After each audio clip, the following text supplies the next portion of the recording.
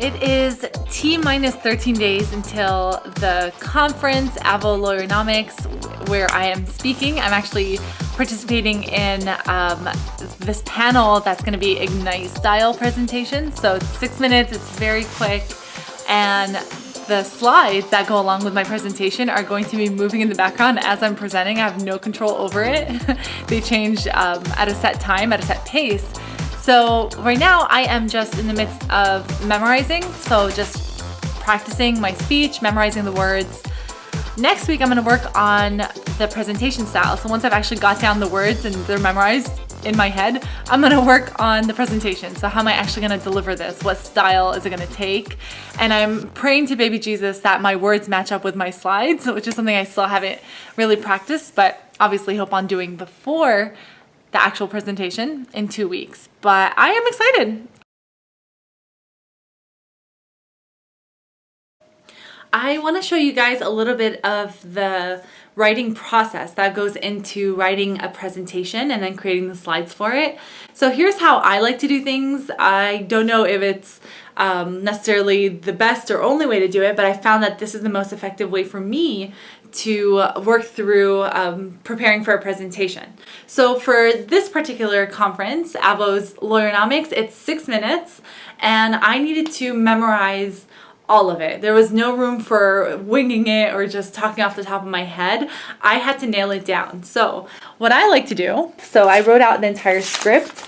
All these notes are just my way of memorizing, but I write out the script. It's not too long. It came out to about 3.5 pages. And once I've gotten the script down, so once I have a pretty good presentation that's put down in written form, then I go and start creating the slides.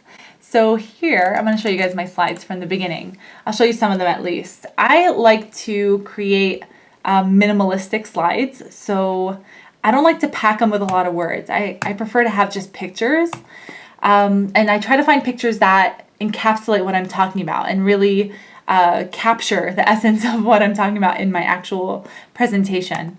Because one of my biggest pet peeves is when people load their slides up with words and paragraphs and paragraphs of information, because if you do that, then and your audience are trying to read the slides behind you, then they're not necessarily listening to you, right? They can't do both. They can't listen to you and read unless you are reading off of the slides as the presenter, which you shouldn't be doing anyways.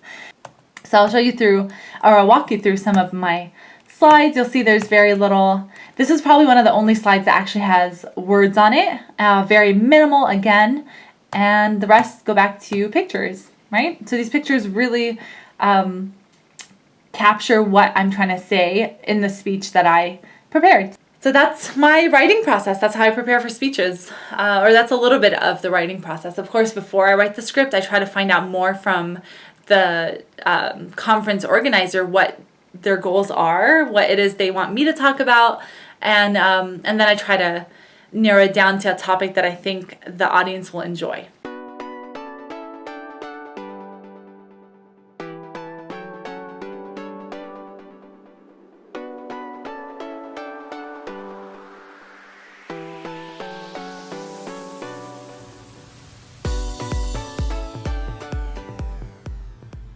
Okay, tomorrow is the big day. So I am speaking tomorrow morning at around 11, and today I'm just spending the day attending some of the workshops, listening to some of the speakers, and rehearsing as much as I can, all while trying to keep the nerves at bay.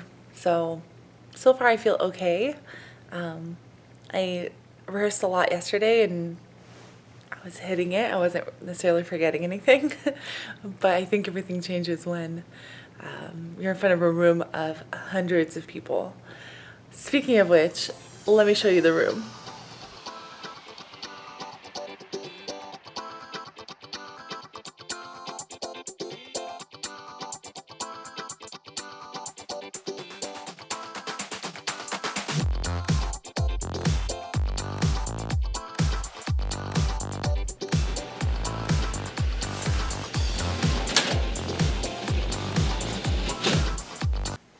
Okay, it's today. It's happening. Today's the day of the presentation at Avvo Lawyernomics. I'm pretty excited. I've been rehearsing out loud for a few hours. Well, last night, this morning, I've been rehearsing in my head for what seems like forever. Everywhere I walk, that's all I'm doing, really. So I think I've got it down. At this point, I just need to control the nerves, and I think I'll be okay. Hey guys, all right, we're about to get started soon. Let me show you the room. It's, everyone's out grabbing coffee right now, but we should be back at 11:30. I'm very near, oh, here are my fellow panelists. And last but certainly not least, we have Nicole, Abboud, who, as I said, is a millennial herself, a real live millennial, and also a podcaster and speaker on the topic, who's going to talk about how millennials think and how they use technology to connect and interact. So if you're ready. I am, thank you. Remember how easy it used to be to meet people? I miss those good old days. No, I'm not talking about phones with cords or TVs that only got 3 channels kind of old days. The real good old days. AOL chat rooms, flip phones that required you to press the number 7 button 4 times just to spell something with an S. There was no swiping left or right back then. No tagging or hashtagging. When I was growing up, starting a conversation came down to 3 faithful letters. ASL. ASL was an abbreviation for age, sex, location, and it was a common way for people in online chat rooms to strike up conversations with each other and get to know more about each other immediately.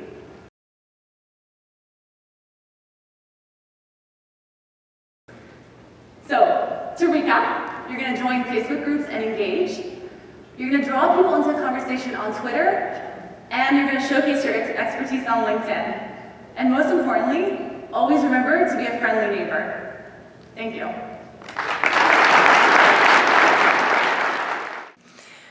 I am headed to the airport, back to LA. Vegas, you've been great. You dried out my skin. You dried out my throat.